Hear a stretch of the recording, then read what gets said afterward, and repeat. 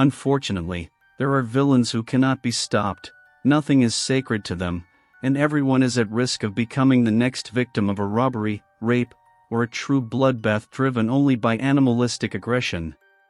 On the evening of January 15, 1984, the Bennett family in Aurora, Colorado, USA, celebrated the birthday of Melissa, the eldest daughter, who was 7 years old. Her parents were Bruce and Deborah. Late in the evening, Bruce offered the mother and her husband to stay overnight, but the woman decided to drive home, and this decision probably saved their lives. When she left the house around midnight, Constance noticed that the garage door was unlocked but didn't pay it much attention. Bruce and Deborah worked together with her mother, Constance, in the family business, a furniture store. The young people were very punctual and never late for work, but on January 16, they did not show up at the store on time. Constance was worried because this was entirely uncharacteristic of her son and his wife. Even if the couple had problems, they always warned her if they were prevented from coming or would be late, and they never did so without a good reason, so their complete absence was suspicious. Constance suspected they had continued celebrating their daughter's birthday after her departure and had drunk too much, although this was also uncharacteristic for them. She tried to call the couple, but no one at the house answered, which was also troubling. Not wanting to torment herself with doubts, Constance decided to drive to the family's house to make sure they were okay. She arrived there around 10 a.m. and parked the car in the driveway. The garage door was fully open, which immediately alarmed her. It was more open than the previous evening when she had left the house. The silence was also unsettling. The normally loud, cheerful, and active family was now quiet. She decided to walk through the garage since it was wide open. Inside, it was empty, but she immediately noticed that the front door to the house was ajar, which increased her unease, for Deborah and her husband never left the house open to outsiders. Constance decided to go inside and approached the door cautiously. She opened it just a step and immediately saw a pool of blood that dripped down the stairs. It was almost dry by that point. In the last corner of the staircase, she saw her son. He was covered in blood and showed no signs of life. His mother called his name, but he did not respond. Constance then called Deborah and the girls by name but heard no answer. She hesitated to go up the stairs and immediately called the police. The police officers arrived at 10:28 a.m. and immediately began searching the house in the hope of finding someone alive. The police officers initially focused their attention on Bruce. The deceased was found wearing only underwear, apparently sleeping when he heard a strange noise and went to the stairs to see what was happening. He received numerous blows to the head, and his body also had stab wounds that might have come from a knife. Additionally, numerous defensive wounds on the arms were observed, resulting from an uneven fight with the murderer.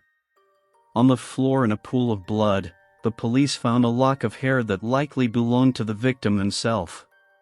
The head of the family was not immediately dead.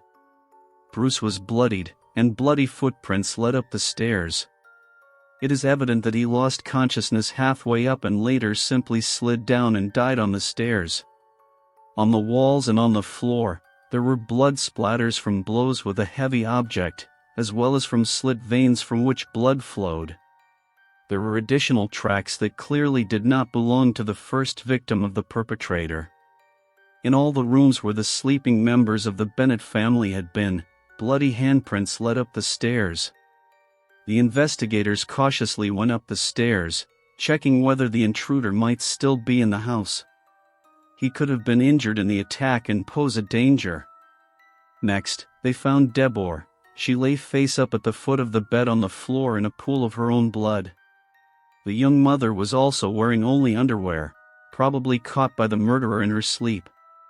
She apparently tried to cover herself in panic as the bedding was crumpled, but this did not protect her from the numerous stab and beat injuries, similar to those of her husband. On the nightstand were her handbag and her clothes, and a shelf had been pulled out. At first glance, it seemed as if the perpetrator had taken nothing, Perhaps he was looking for something specific, or he had decided to stage a robbery in a not very convincing way. The police then entered the children's room and found Melissa, who was also lying next to the bed on the floor. The child had been killed in the same way as her parents. The girl had struggled desperately, so she had stab wounds on her hands. She was dead and wearing her pajamas. Next to Melissa's bed, the shelf of her nightstand had also been pulled out. In the back corner of the room was a widely bloodied corpse, Vanessa, the youngest daughter. The bed where the girl had been was splattered with blood, and the child had also suffered several severe wounds. The 3-year-old Vanessa was still fighting for her life but was in a serious condition. Emergency services were immediately called to the scene and took the girl to a local hospital, where she received first aid and underwent major surgery as her jaw had been shattered by the impact of a hammer-like instrument. Her arms and legs were also shredded, and she lost a lot of blood from her head injuries.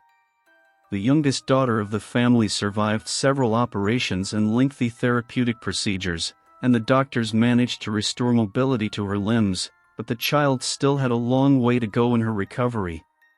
The police officers at the scene meticulously collected all possible evidence that could contain traces of the madman who had orchestrated this bloody massacre.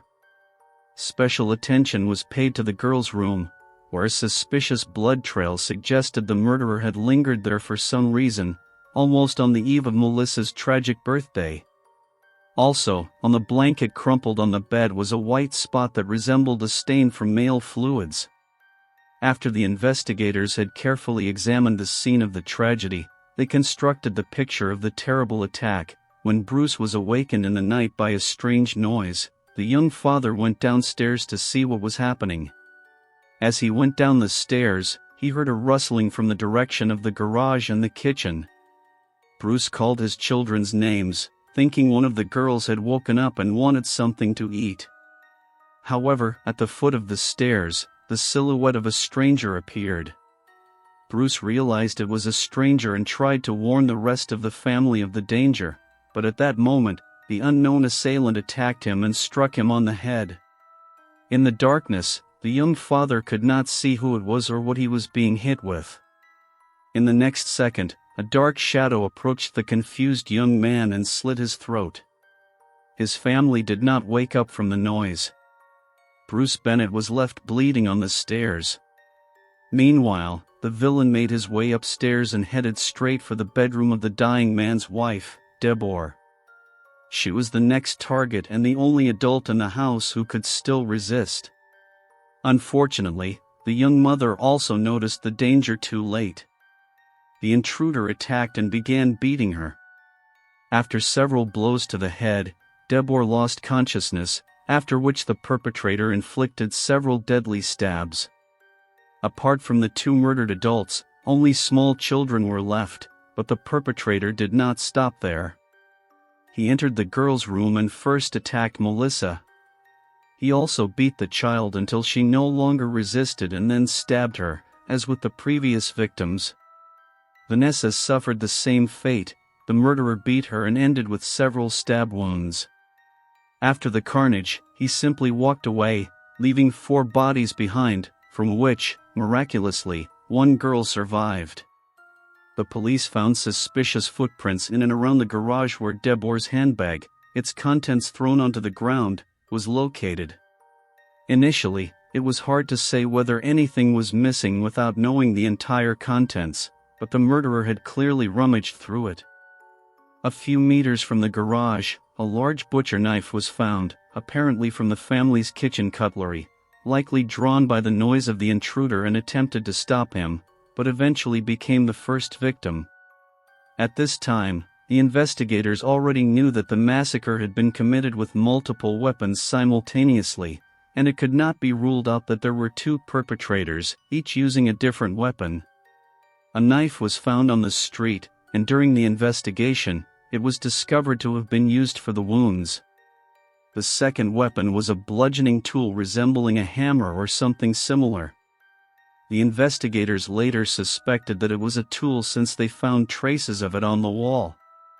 It was clear that the perpetrator had randomly struck furniture and objects, causing a lot of destruction, glass shards, and other damages.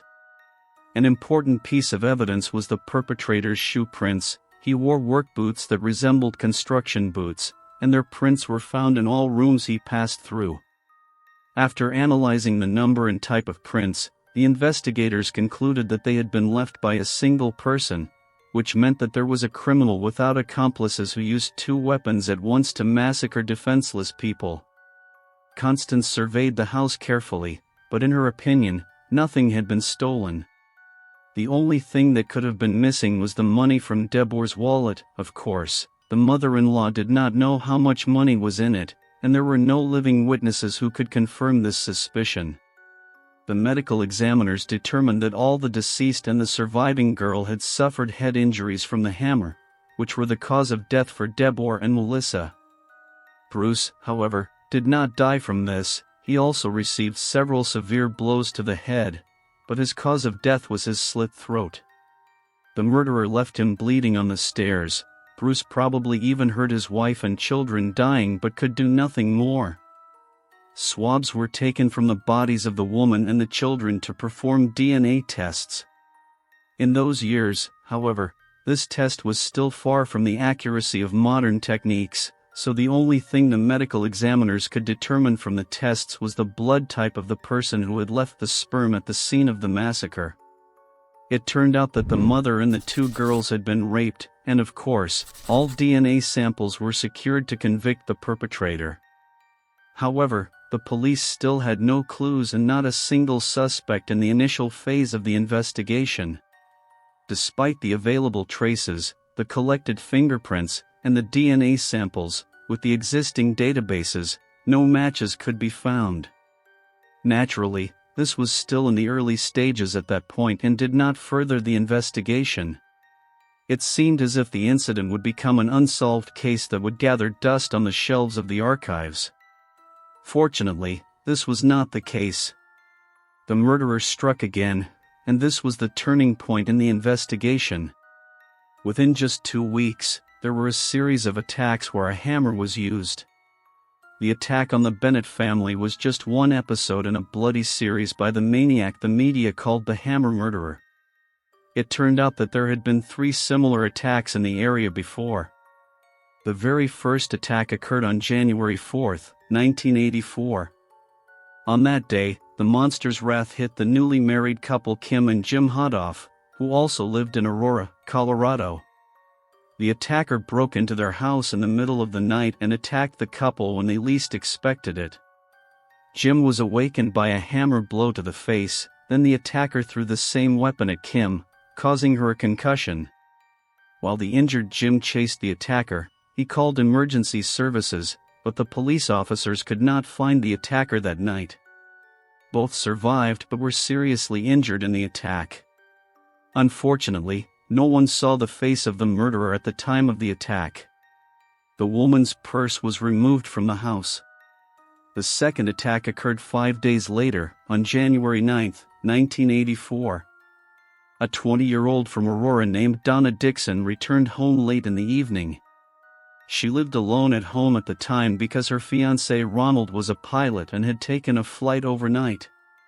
He only returned the next morning and immediately noticed that the garage of Donna's house was open. Donna's handbag lay before him on the ground, its contents scattered across the driveway, along with the mail. Another victim of the maniac. The young man immediately noticed that near the driver's door of the car lay the girl's clothes, and blood traces led into the house, up to the bedroom where the victim of the attack lay. Donna Dixon suffered severe head injuries. The pervert had also attacked her with a hammer, attempted to kill her, and raped her. Fortunately, the girl was still alive when her fiancé discovered her and was taken to a nearby medical center, where doctors diagnosed severe brain damage. Ronald slept with a weapon in the hospital outside her room to protect his beloved until Donna was assigned police protection. Donna underwent multiple surgeries and gradually regained basic movement and speech functions. Initially, she had the intelligence of a 2-year-old and relearned how to eat and speak, but Ronald did not abandon her. he supported and helped her repeatedly. Later they married, and after a while, Donna was able to lead a fulfilled life, but the physical and mental effects of the attack remained for life. The memories of the bloody attack never revived, so she was not able to contribute to the capture of the maniac who terrorized the city. Another victim of the maniac was Patricia, a resident of the city of Lakewood in the state of Colorado. The maniac also inflicted numerous blows to her head with a hammer, such that she had no chance of survival. The 50-year-old woman had moved to the area just before the attack, while her daughter had 2 children, worked, and was a single mother. Thus, the grandmother was raising the children. Another victim of the maniac moved to this woman to help her take care of her grandchildren. Patricia was found in her apartment, beaten to death with a hammer. The murderer had previously entered through the widely open garage door, delivered numerous blows to her head such that she had no chance of survival, and raped the woman. According to the medical examiners, she was attacked between 1300 hours and 1500 hours in the afternoon when Patricia came home from work during her lunch break. The signature of the murderer matched completely, except for the single circumstance that this time he struck in the afternoon. Yet, here too, a large number of DNA samples of the attacker were found, although the attack occurred in broad daylight, which was quite untypical for a maniac. The other aspects of the crime were identical to the preceding series of bloody crimes. Unfortunately, this still gave the police no serious leads. An obvious attacker must have lived near the locations where he found his victims. Then came the attack on the Bennett family, in which 3 people were killed at once. The investigators were again frustrated, they were powerless, and the investigation stagnated.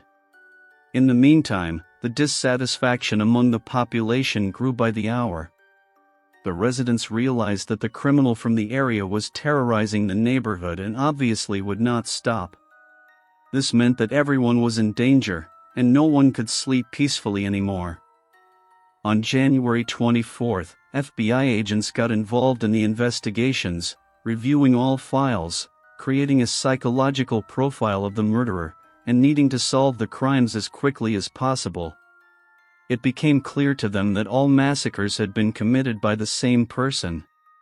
According to the profile, the perpetrator was a young man with an extensive criminal past. Since he was so successful in his break-ins, he must have had a past as a burglar. According to the FBI agents, the attacker was in his early 20s and was likely trying to fund himself and his bad habits through murder and theft. During the careful examination of the records, another important detail emerged: all the crimes were committed near a local construction site, and the shoe prints resembled the boots of construction workers, suggesting that the maniac worked as a construction worker and was regularly employed at various companies. The team that was supposed to investigate these attacks in detail, however, would never start their work because the case took an unexpected turn. Early in the morning of January 27th, Roy Williams woke up in the small town of Kingman, Arizona, in his bed, suffering severe pain in his head. He saw a stranger attempting to smash his head with hammer blows. As he woke up, the next victim kept his composure. Roy even spoke to his attacker, which distracted the murderer. Roy asked the attacker why he was doing this, but he didn't answer and suddenly fled the house without completing his bloody intent. Unlike all other cases, the victim miraculously escaped with only minor injuries that did not prevent him from remembering his attacker or identifying him. After getting a good look at the villain and remembering him perfectly, the man called the emergency services and the police. He was taken to the hospital with broken ribs and a head injury, needing over 100 stitches to repair his head and mutilated face, but Roy was the luckiest of all the attacker's victims. Police officers responded as quickly as possible to the case. A patrol was immediately after the attack in pursuit of the attacker. A few hours after the assault, one of the law enforcement officers was lucky not to be far from the house where another attack had been committed. He noticed a young man who looked disheveled and very nervous. He fidgeted around trying to catch a car and hitchhike away. The officer approached him, but he immediately ran off and hid in the bushes but was eventually caught and arrested. In the apartment of the last victim of the murderer, shoe prints were found that matched numerous prints from other victims' apartments. Initially, the shoes of the arrested individual were checked. They matched 100%. A large amount of blood traces was found on the sole. He was also identified by Roy Williams. The name of the detainee was Alex Ewing. He was a former carpenter and handyman who had worked on this construction site. In his short lifespan, he had managed to build an extensive criminal past. The profile created for the unknown perpetrator had determined his age at the time of the arrest as accurately as possible. The man was 20 years old. The profile was also not wrong about his profession and his experience with burglaries. Alex Ewing was immediately charged with attempted murder of Roy Williams and first-degree robbery, and evidence began to be collected to charge him for other assaults. He was taken to the Maha County Jail, where he would wait for a hearing in his case. Since the facility was overcrowded, he was moved a few months later to the State Penitentiary of Utah, where he was to remain until his trial scheduled for August 9, 1984. It was then decided to transfer him along with several other prisoners to Arizona. The maniac was moved in a specially equipped transporter. During the 5-hour drive, the convoy reached Henderson, Nevada. The vehicle was forced to stop for refueling. In the meantime, the prisoners were released to use the restroom while they paid for the gasoline. The guards were distracted, and just at that moment, while Alex Ewing was in the restroom, the criminal seized the opportunity and escaped. His disappearance was quickly noticed, and a search operation was initiated. The escorts requested additional support from the Henderson Police Department, and a large-scale search for the fugitive began. Around 10 p.m., 2 reports came in from the town that a suspicious man was lurking in the homes of a residential area. His description was similar to that of Alex Ewing. Apparently, he wanted to strike again. The murderer was considered particularly dangerous. He really had nothing to lose, and so all police officers rushed to the area to search for the fugitive. An hour and a half after the first report, the 20-year-old Barry called the police. She and her family had been attacked by an unknown assailant. The woman was awakened in the middle of the night by the crying of her youngest child and went to the kitchen to prepare a bottle of milk. At that moment, Alex attacked her, and she tried to run away from him. Her husband heard her screams and rushed to her aid, receiving several blows with the edge of an axe. The perpetrator then fled. No one was killed, but the husband suffered a broken arm. The children remained unharmed. However, the husband sustained a severe head injury but survived. The woman was able to escape only because she managed the critical situation and pretended to be dead. During the search of the house of the next victim, the police found that the handwriting matched completely with the habits of the fugitive. The axe used as the murder weapon was found on the kitchen floor. Unfortunately, Alex himself could not be caught. He managed to escape the police again. In the following days, every patrol in the city tried in vain to track him down and catch him. He seemed to have disappeared and gone into hiding again. Finally, on the 4th day, a young woman came to the station and reported suspicious calls from the area around Lake Mead. It turned out that the caller was an unknown young man who claimed he was hiding from the police and needed help. He tried unsuccessfully to arouse the woman's sympathy, but fortunately, she was not confused, turned off the madness of the crazy, and turned to the state police. The patrol officers immediately went to the aforementioned address and indeed discovered Ewing hiding in one of the local abandoned houses. When he realized he had been discovered, he opened fire on the police officers with a weapon stolen from the apartment of the last victim. Fortunately, the criminal was not hit. He was arrested, and with that, the series of bloody crimes was ended. The suspect was charged with attacking Roy, escaping from custody, 2 burglaries, and attempted murder of Nancy and her husband. Investigations were still ongoing in the previous cases, and evidence for a charge was being collected. The prosecution made all files and arguments known, and the jurors entered into deliberation to render a verdict. After several hours of deliberation, he was found guilty and sentenced to 110 years in prison. In 1989, the Aurora Police Department was still working on the case of the Bennett family, in which 3 people had been killed. The investigators collected and analyzed DNA traces found at the scene of the massacre. Unfortunately, the quality of the materials and the technology of the time did not allow for comprehensive information and no 100% proof of the belonging of the traces of male sperm found on Melissa's blanket.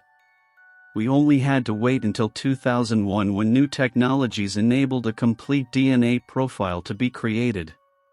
At this point, however, it was necessary to match everything with the perpetrator himself, who was under jurisdiction in another state in Nevada. This led to difficulties, and it was not until 2016 that the DNA profile could be matched to the suspect when the law was repealed. It took another 2 years for the genetic material of the perpetrator to be included in the database. By this time, the CODIS database was already active, so the involvement of the perpetrator in the murder of Patricia could be confirmed. The media was interested in the case for almost half a century and finally managed to move the investigations away from a dead point. It turned out that the DNA found at the scene of the massacre of the Bennett family matched Alex completely. Ewing himself denied his involvement in the attacks, but it was evident that the death of an entire family was the work of his hands. The maniac was charged with triple first-degree murder and attempted murder and had to be extradited from Nevada to Colorado, where his criminal activities began. Every step of the way, the criminal tried to obstruct the prosecution with the help of his lawyer. A psychiatric report found him sane. The trial in the case of the Bennett family then took place in July 2021.